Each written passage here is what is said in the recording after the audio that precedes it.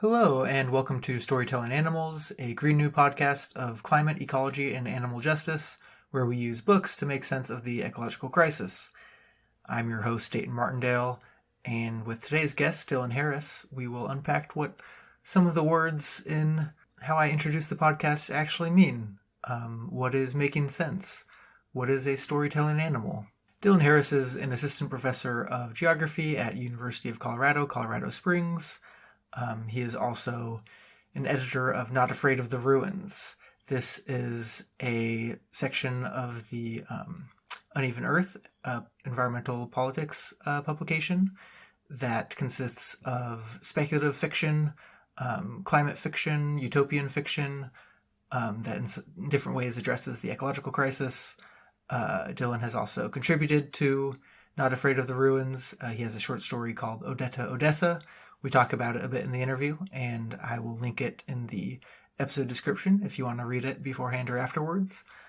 Not Afraid of the Ruins is also soon to be a book, a collection of some of the stories on the site.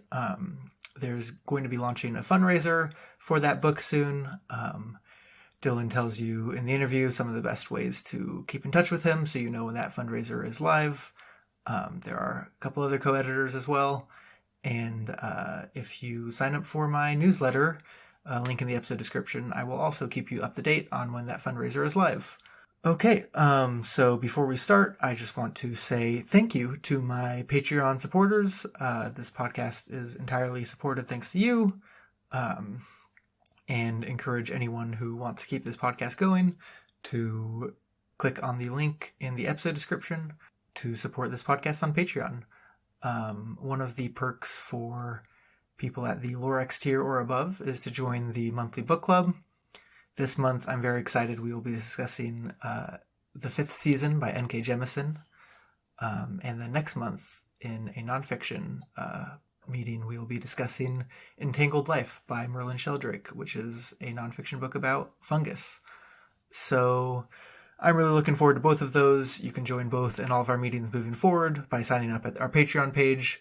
If you aren't yet sure whether you want to commit, you can sign up for that free newsletter and try out one of those meetings as a free trial. So thanks so much for those who support already, and hope you enjoy the show.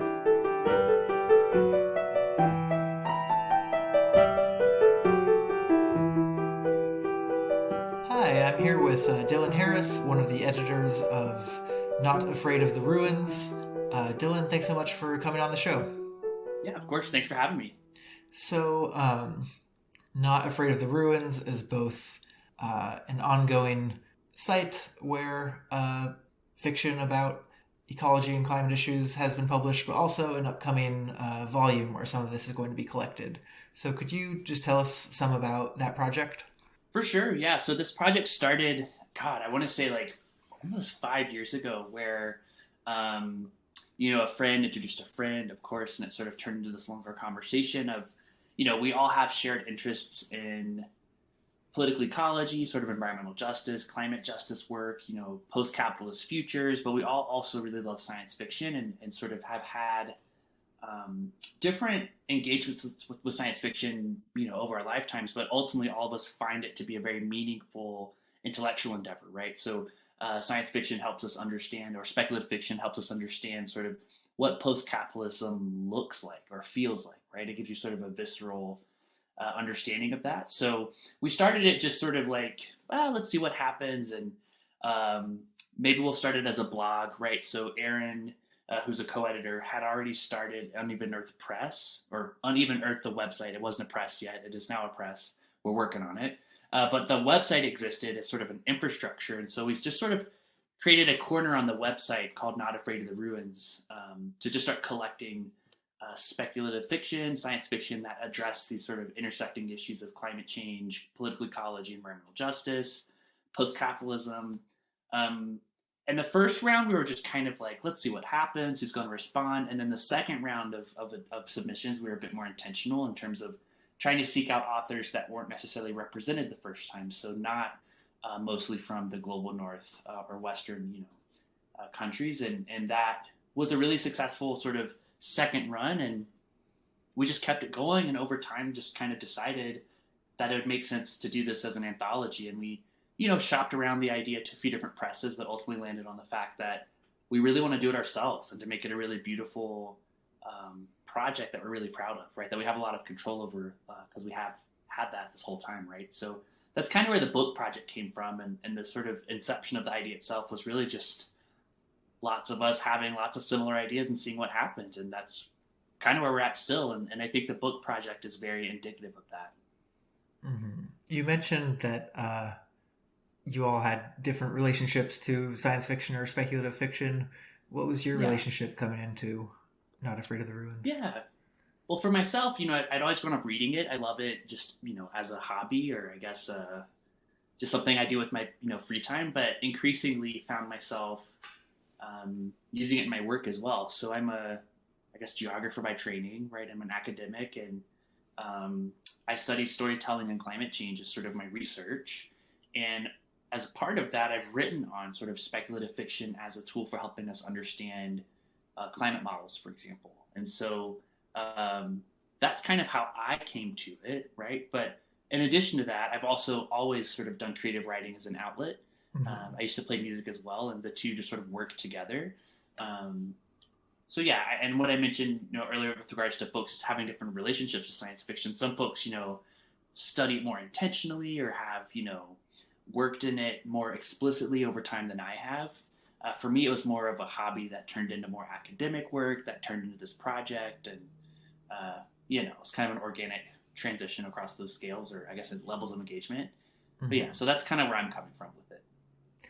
So you talked about sort of speculative fiction as a way to think about, and science fiction are often seen as ways to think about the future. I want to talk a little bit about the story that you have written for Not Afraid of the Ruins. Right. I'll put the link in the episode description, but it's called Odetta Odessa. And I guess I don't want to give more away than you would want to give it away. So what's sort of your brief intro to the story, maybe? Yeah, no, it's interesting. In many ways that this story has made it into the collection, right? Because and of course, I don't think us talking about it's giving anything away because it's freely available on the internet. But it's not really a science or speculative fiction story, at least in the traditional sense, right? And so we went back and forth, actually, as editors, about whether to include it, and we decided to include it because I think it fits within the larger trajectory of the book project, which I mentioned earlier is a kind of unique structure, right, in terms of how we're creating the book. But in any case, this story. It's a large part inspired by where I grew up. I grew up in rural Mississippi, down south in the United States. And there are these two characters that were sort of in the background of my mind growing up, these two sisters, actually, which is what the story is about, is these two sisters who sort of control, I don't want to say control, sort of coexist with and can manipulate or sort of engage with nature in magical ways, sort of. And in the story itself, right, they're sort of interacting with a policeman who's there to sort of collect some taxes, I think is what it is. Yeah, overdue property taxes. Reread the story. Right, and so they sort of, and in some ways, like curse the guy, and, the story ensues, and there's drama with regards to sort of the police and his entrance back into the small town. But I guess the sort of overall point of the story and why we decided to include it, and again, I encourage folks to check it out. I guess I am kind of being vague because I don't want to give away all the details, but the point of the story really aligns with one of the themes throughout the collection, which is what we've sort of colloquially come to call as old ways or sort of ancient ways of understanding environmental issues, right? Which isn't to say that any of us are particularly experts in this world, but to understand that environmental knowledge persists, right? And that ancient knowledges of the environment sort of represented in this story by two older sisters who sort of control or sort of have a deep relationship with nature, and how that sort of deep knowledge persists into the future. That's one of the main themes in the book, actually.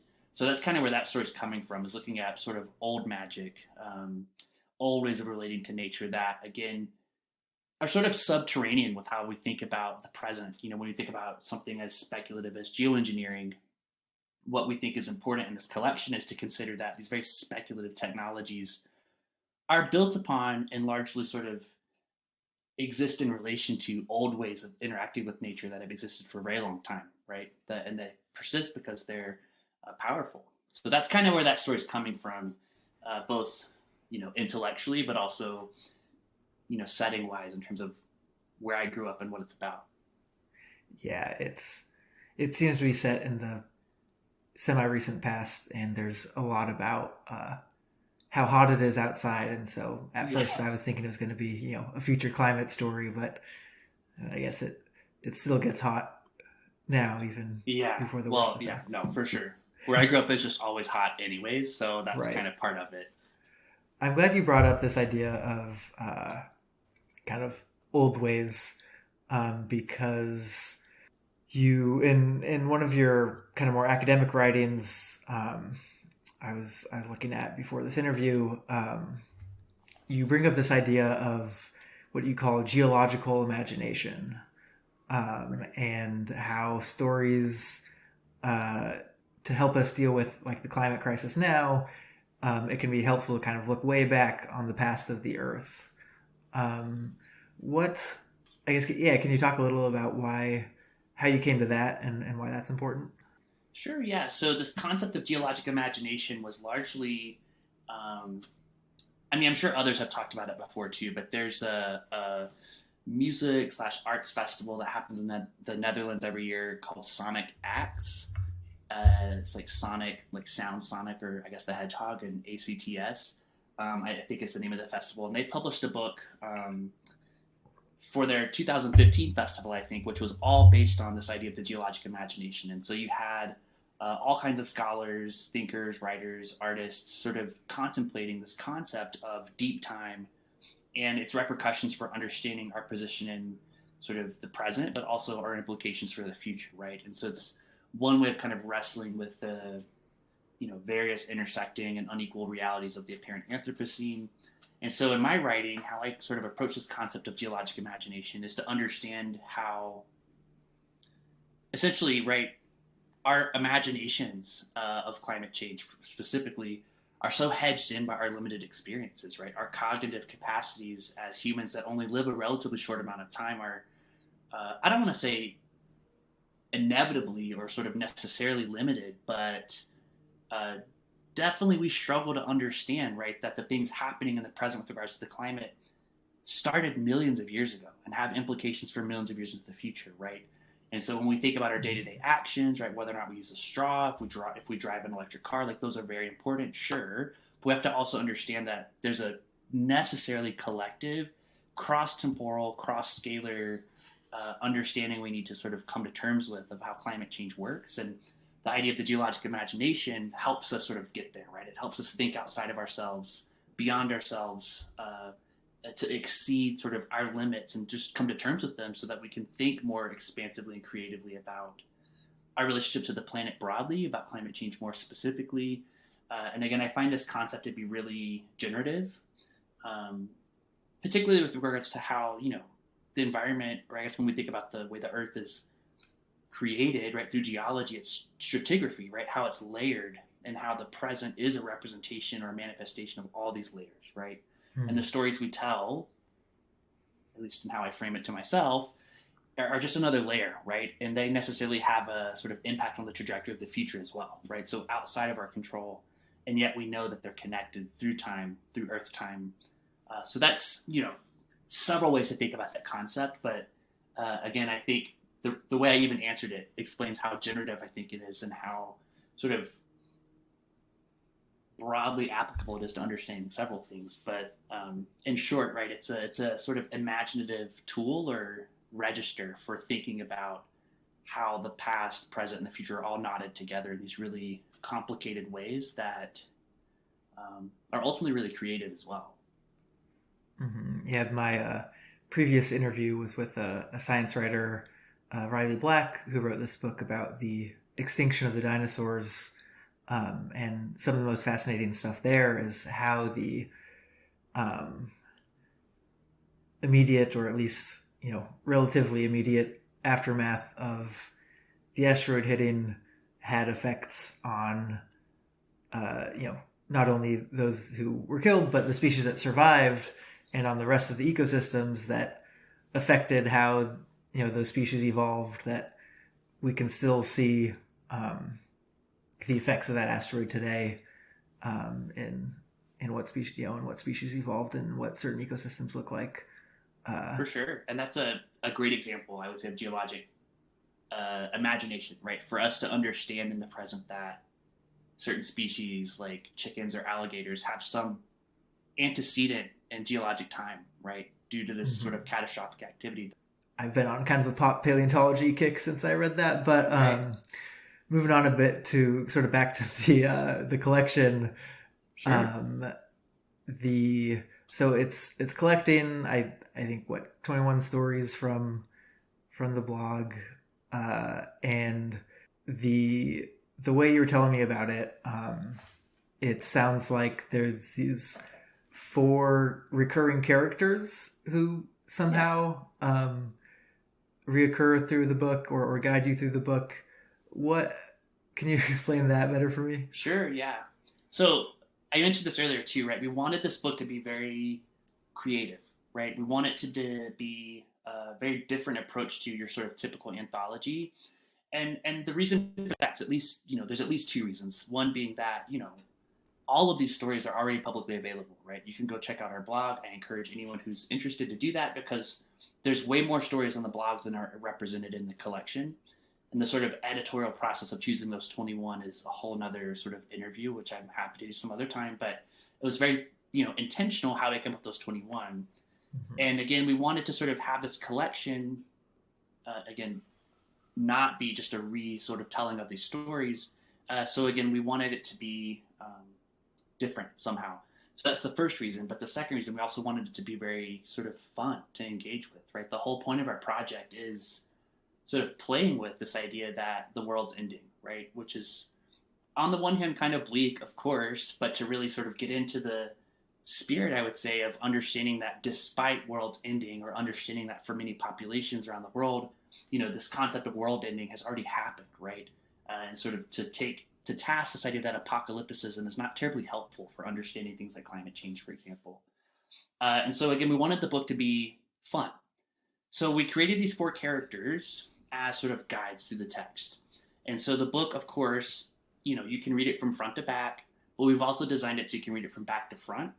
The stories are sort of organized not in terms of any sort of thematic way necessarily, but in terms of what we perceive to be a journey from known to unknown. So if you start at the very front, the stories are sort of more grounded in reality as we currently understand it. And then the further along in the book you get, the more speculative or very different that becomes. So there's sort of this scale from known to unknown. And you can read the book that way, right? Or you can start in the unknown and come back to the known. So that's kind of your front to back to front reading. Okay. But we also are really intrigued by this idea of almost like a choose your own adventure story. So I mentioned earlier that my character, which is the horseshoe crab, represents a theme throughout the stories, which is sort of this concept of old ways and sort of how those persist into the future. There's another character that's a gecko, another one that's a lichen, and another one that's a pig. And each of those characters represent, again, themes of persistence, sort of the ability to adapt, the ability to change over time, right? And I don't want to give too much of those characters away, because that is something really unique to the collection that is not represented on the website. Right. And so at the front of the book, you'll have this like map, right, that outlines known to unknown and sort of creatively displays some of the story's elements, characters, etc. But then there'll be a little legend with each of these characters, and you can follow their personal stories, right? So my character, the horseshoe crab, essentially visits 5 or 6 stories throughout the text. And that's another way to read the book, right? You could pick it up and just read the horseshoe crab's stories. Okay. And then from that, gather those themes, and then you can go to the gecko or the pig. And that's kind of the idea there, is to provide multiple ways of reading and approaching the text. And that's why those 4 characters exist. Mm-hmm. So I have not read all 21 stories, but I read a few. And one thing that really stood out to me is, at least most of the ones that I read have some element, including yours, of either the magical, the surreal, or otherwise supernatural. And I think often climate and ecological issues, geology, ecology are considered or are looked at through a either technical or scientific lens that is often seen as a separate realm from maybe the more supernatural ways of looking. I guess how did these more supernatural themes develop, and how can these help us grapple with the problem? Sure. Yeah. So, I think, so again, I mentioned a little bit about the editorial process of choosing these 21 stories, and we really wanted to, again, winnow down from the larger collection into some, almost initially, they're very intuitive themes, right? So, and what you're picking up on is, again, this sort of approach to supernatural or magical realism that was something we all sort of wanted to bring to the table. And I think it's exactly because of one of the tensions you're bringing up, right? So much of climate knowledge, for example, or any scientific knowledge, but specifically climate change research, is sometimes difficult to perceive because of the sort of technicalities, but also, like I mentioned earlier, climate change as a concept really challenges our sort of small human brains to think at a scale that sometimes we're just not comfortable with, or I don't want to say we're not capable of, because I do think that we're capable of it.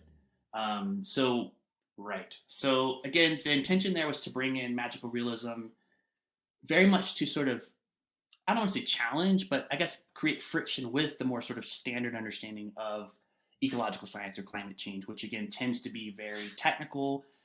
For many people, it's largely inaccessible. And again, I don't think folks are incapable of understanding it by any means, but in my experience, right, speculative fiction, magical realism, for example, helps us to sort of put texture on those future scenarios of climate change, right? So we see, for example, in this IPCC report, we have a whole new sort of timeline, and each of those timelines comes with almost their own individual stories, which is scenarios for understanding how the economy is going to interact with the climate, which is going to interact with society, etc.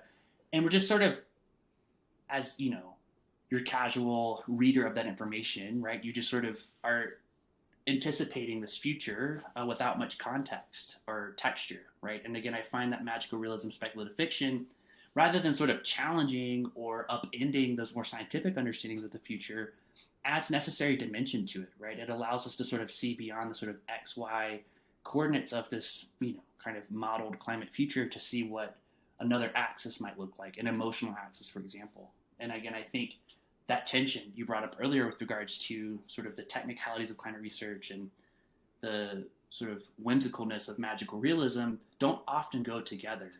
But I think increasingly they should, right? That's my perspective, is they help us understand those things. They're not counterintuitive. They're not counterproductive, right? I think famous writers like Kim Stanley Robinson do this really well.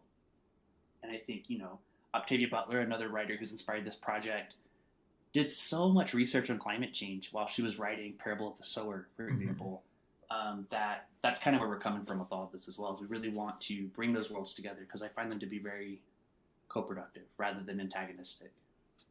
Mm-hmm. Yeah, I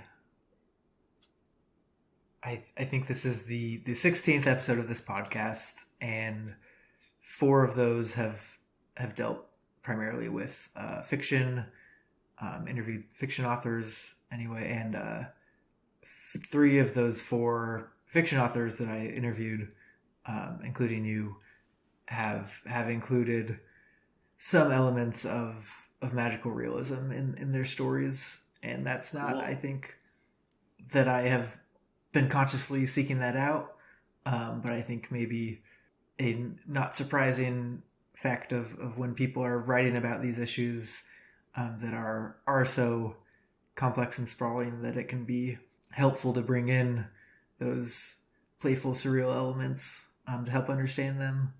Yeah, for sure. I mean, it's so much of this work, right? I'm not sure what the other folks are necessarily talking about, but climate change is incredibly depressing, right? And it asks us, the science asks us to effectively, I don't want to use the word believe without qualifying it here, right? It's not like believing or not in climate change, but believing in certain futures is part of the sort of paradigm, right? It's asking us to consider what the world might look like in 100 years. And that's really difficult to do. And I think all magical realism and sort of speculative fiction helps us do that. Mm-hmm. So the other people I interview are often, are typically nonfiction writers, often either talking about, issues in climate policy or in environmental science or in animal ethics, or issues like that. And I guess sort of the flip side of the question is, when we're talking about these more, nuts and bolts issues, are there ways to bring story into that, that kind of makes even the a policy discussion engaging or have some narrative, even if it's not a work of fiction? Right. No, I think it has to, right? I mean, policy is in many ways another kind of storytelling, right? And as someone who researches storytelling, right? So I write a little bit, but my sort of main gig, right, as a researcher is to study storytelling as sort of a transformative experience for creating knowledge on complex topics like climate change and for finding meaningful ways to talk with folks who don't necessarily want to talk about it. So I spend a lot of time working in Appalachia or oil fields in Alaska with communities that are not opposed to climate change, right? They're opposed to things like unemployment or poverty wages or sort of a failing economy. And my job is to translate how their experiences in some ways are connected to, but are also very separate from the realities of climate change, right? And that translation exercise, that work is through storytelling. And I think policy is increasingly better at that. I think the IPCC's newest reports are a bit more narrative in focus, right? But at the same time, there needs to be more of a, in my mind, right, this is my opinion, obviously, a much more of an intentional engagement with storytellers and storytelling as a means of communicating these complex realities, because for no other reason than what we've done so far isn't working so well, right? And I think policy briefs are often for, right, specific target audiences, politicians, legislators, etc., but they don't have to be, right? They can be broadly communicated, and I think storytelling is really meaningful. And here, just to kind of include a caveat, right? Of course, you've probably heard this. I'm sure your listeners have, right? There's always a sort of discussion of, if you can include a personal story in communication, then it sort of connects with the audience better. And I think that's true. But I really want to push us as a sort of storytelling society to think about collective storytelling more so than individual storytelling. Not because individual stories aren't useful or meaningful, right? But just because to think at the scale of climate change, to address it, it's a collective concern, right? And just back to the collection really quickly, this anthology we're putting out, that was very much part of our editorial process in choosing these stories, was how do these 21 stories in the collection not just tell individual tales, but how do they work together in sort of a collective consciousness way to communicate a much more abstract idea of ruins and the future and possibility, rather than just sort of a single story, right? So that was a really long roundabout answer to your question, but I do think if we consider policy just another way of making meaning, another means of telling stories, just like science or anything else, which isn't to say they're not true, I'm not invalidating them, right? It's just a means of how we connect with and communicate things to one another. We need to get a lot better at that, I think, across the board, and not just leave it to storytellers. That makes sense. I want to ask about the title of the blog, and of the anthology. Where does Not Afraid of the Ruins come? It's a very evocative image. Right. Where does it come from? No, it's a good question, and it's funny. As editors, we are in the process of writing sort of the epilogue to the collection, which we intentionally sort of waited to the last minute to do because we wanted to sort of include our experiences of creating this collection to be part of that discussion. And so as a part of that process, we sort of went back to our earlier emails of the idea of the title, right? And some of the earlier titles, were goofy, of course, right? And we really went back and forth. And I'm trying to think of one in particular, but there was one called like The Cosmic Jacuzzi or something was one of the original ones. But But we landed on Not Afraid of the Ruins largely because it, I think, represents what we want to be talking about in a very sort of straightforward way. It's sort of a take on sort of a combination of Ursula Le Guin's writing and Octavia Butler's writing, but several writers who we look up to who sort of take ruins as a site of exploration, right? Not ruins as sites of sort of dispossession or despair, but ruins as sites of possibilities and hope. And to qualify hope a bit, right? Not hope in something prescriptively better, right? But something, hope in something very different. And that's the whole idea of Not Afraid of the Ruins, is that our stories in the collection aren't necessarily outlining prescriptively better futures, right? But they are very, very different than what we have in the present.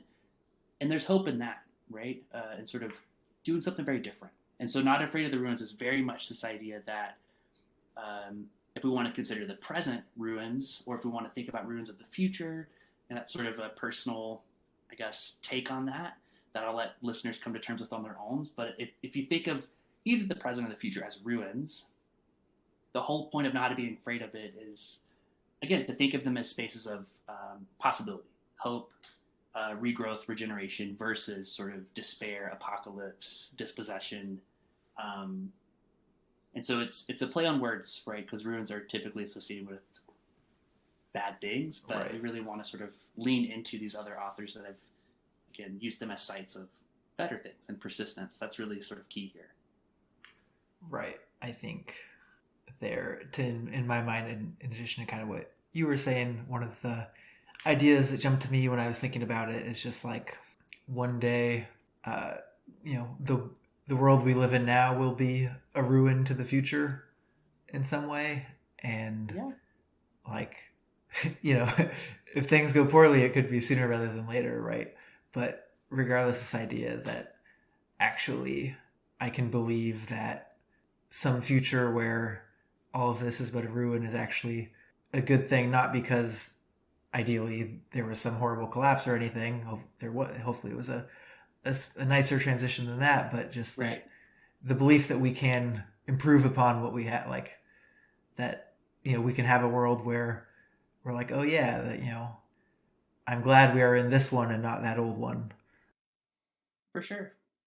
Yeah. And there's, again, so much research, even, in sort of the humanities, but also in the sciences too, and sort of how blasted landscapes or ruined landscapes, which are sort of created through various means of capitalist accumulation or, nuclear waste storage or whatever, that even in those spaces, there are positive things. There's growth, right? There are things growing. Mm-hmm. There are sort of really special, novel things happening in those spaces. So again, the sort of area around Chernobyl, for example, having been untouched since the meltdown in 87, I believe.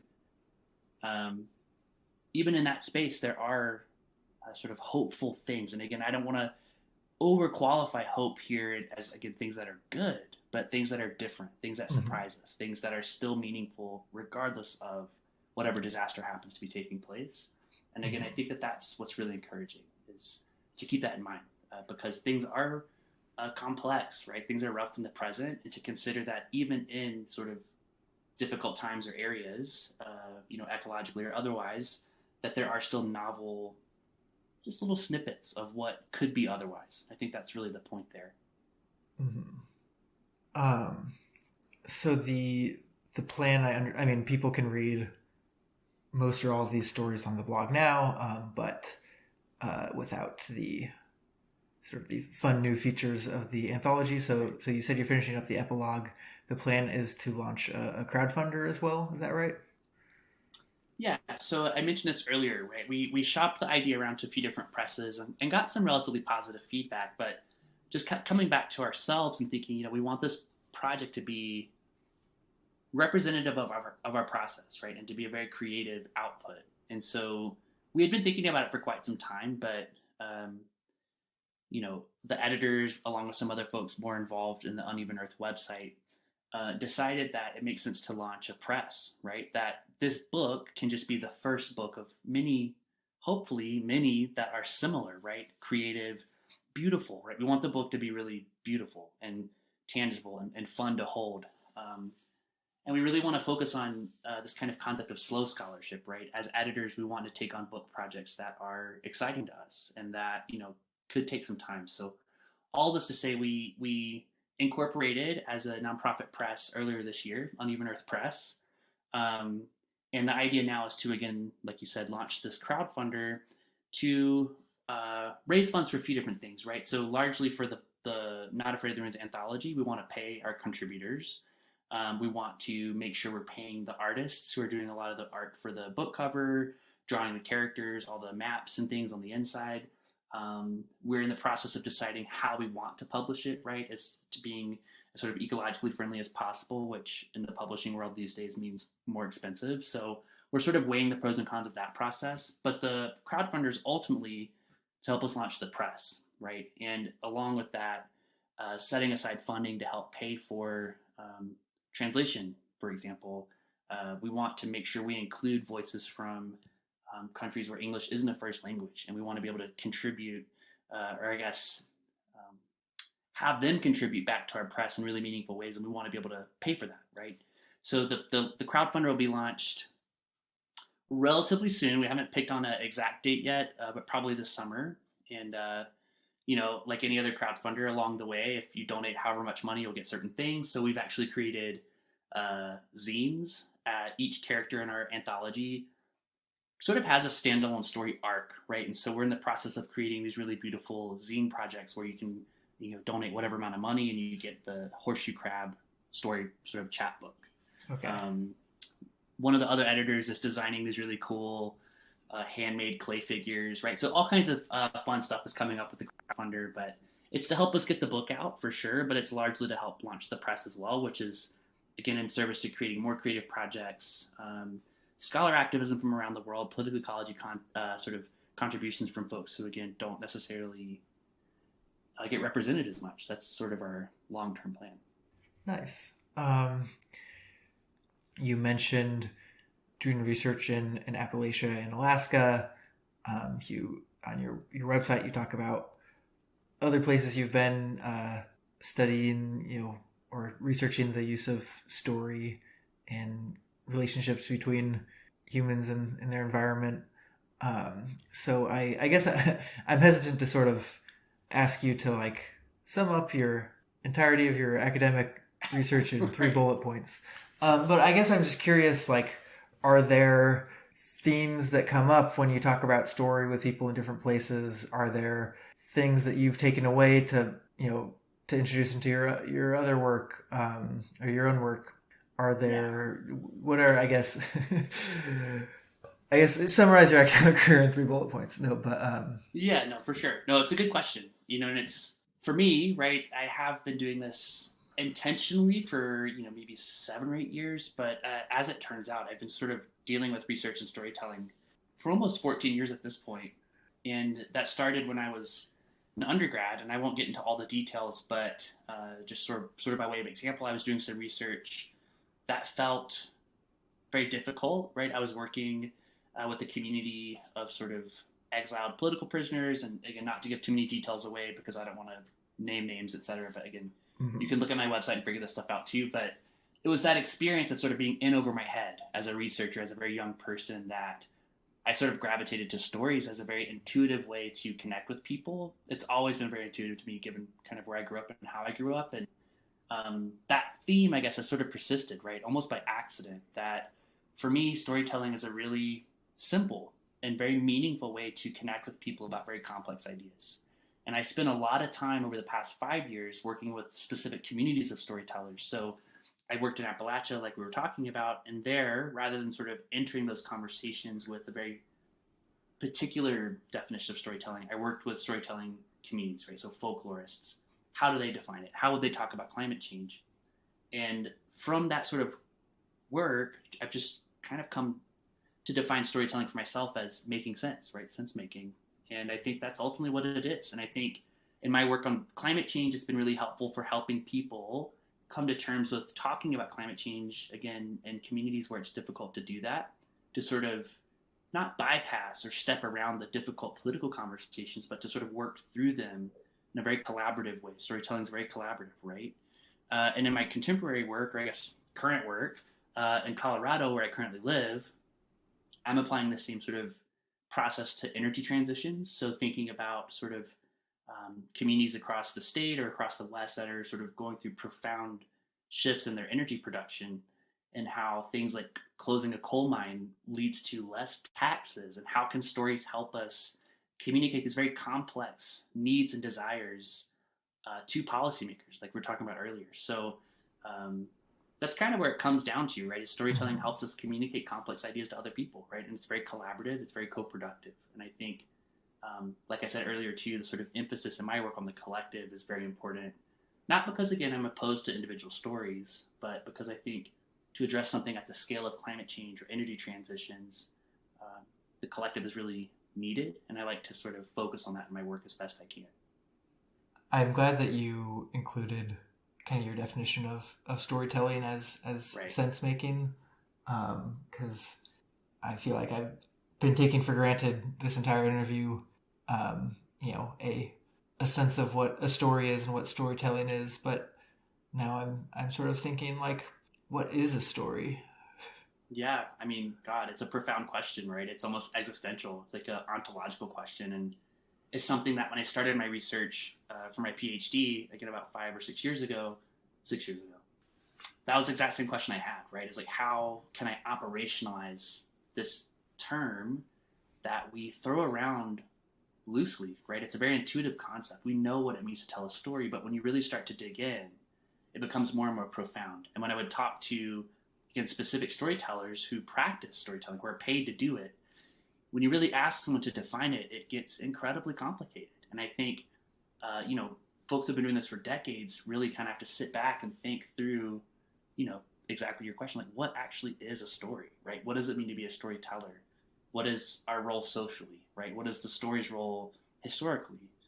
And for myself, again, I just kind of keep coming back to this idea that sense making. And I come to that because for myself, as someone who studies climate change and sort of energy and environmental issues, non-humans make sense too, right, of their worlds. And so what do Mm-hmm. non-human stories look like? And what do sort of non-traditional stories look like? And things that aren't necessarily read on a page in a book or performed on a stage, right? And I think that there are ways to see how others are making sense. And that is, to me, storytelling. Yeah, the title of this podcast is Storytelling Animals, Right, and right.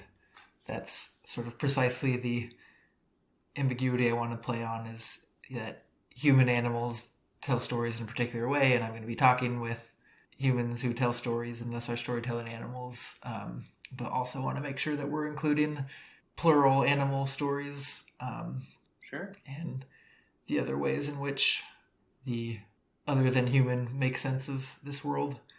But Definitely. yeah, it's just such a huge issue, the climate crisis and ecological crisis, and we're looking billions of years in the past, and um, you know, our current effect on the climate is going to go probably minimum thousands of years in the future, have some effect, and it's just so much to make sense of that Definitely. there are a lot of stories to tell.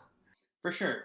And I would say it's almost, again, irresponsible for us as humans to not consider what other kinds of creatures, non humans, what kinds of senses they make. If we want a clear picture of climate justice, for example, we need to, of course, focus on, our other humans who are definitely impacted, right? The unequal impacts and differential impacts of climate change are certainly important. But to tell a larger story, right? To understand a larger picture of how the ocean works, for example, and its ocean sort of impact on our weather patterns, etc., thousands of years into the future, again, I think it's very irresponsible for us to not consider how other beings tell stories, and how to listen to those, because I think we have a lot to learn, right? So that's kind of my take on that as well. Are horseshoe crabs being affected by human activity? It's interesting. Yes. So there's a collection that came out. I think University of Minnesota Press put it out in 2017 called. It's kind of like this double book that was also a big inspiration for us, called "Monsters of the Anthropocene" and "Ghosts of the Anthropocene," and there's sort of two sides to the book. And there's a chapter in there, I forget which side of the book, on horseshoe crabs and sort of synchronicity and how conservation practices tend to focus on one particular era or one particular ecosystem, but horseshoe crabs are a large part of the diet of this particular bird that migrates up and down South in North America, and they need horseshoe crabs to basically um, continue their journey, right? And so if we're talking about conservation, this is the point of the article or chapter in the book, which I'm looking around me and I can't find it, so I feel bad for not knowing the author at the top of my head. But basically, if you remove horseshoe crabs from that equation, you ruin the whole migration chain, right? So the whole point is to reframe sort of conservation in the Anthropocene. And horseshoe crabs are actually being impacted in really profound ways. So climate change to an extent, but the largest threat to horseshoe crabs is actually folks sort of taking them because their blood can be used in various medications. Wow. It's blue. The blood's blue. But they're one of the oldest creatures we have, right? They're literally these like, oh, they're borderline aliens, but just from the past instead of the future, right? They're so weird looking. They're very unusual in how they move around. And again, even their blood's blue, right? And how it's used in medication, etc. There's all kinds of issues with conservation of horseshoe crabs at the moment, for sure. I'm going to have to link to a YouTube video of horseshoe crab moving around for the audience. They're weird, especially if you flip them over. They literally look like aliens. It's pretty wild. How, if people want to, I mean, they can read some of the stories at the blog now. Is there a way for people to keep up with Uneven Earth where they'll know when the crowdfunder launches? For sure, yeah. So I think, there's obviously Twitters and things that exist, social medias abound for our project. But I guess the most important space to keep an eye on is the Uneven Earth press, or Uneven Earth, I keep saying press, but Uneven Earth website. And there'll be more information forthcoming from there, right? Each of us editors will also be sort of discussing this through listservs and social medias. You can follow me at Twitter. I'm Dylan, Dylan Matt Harris, Harris, all one word, Dylan Matt Harris.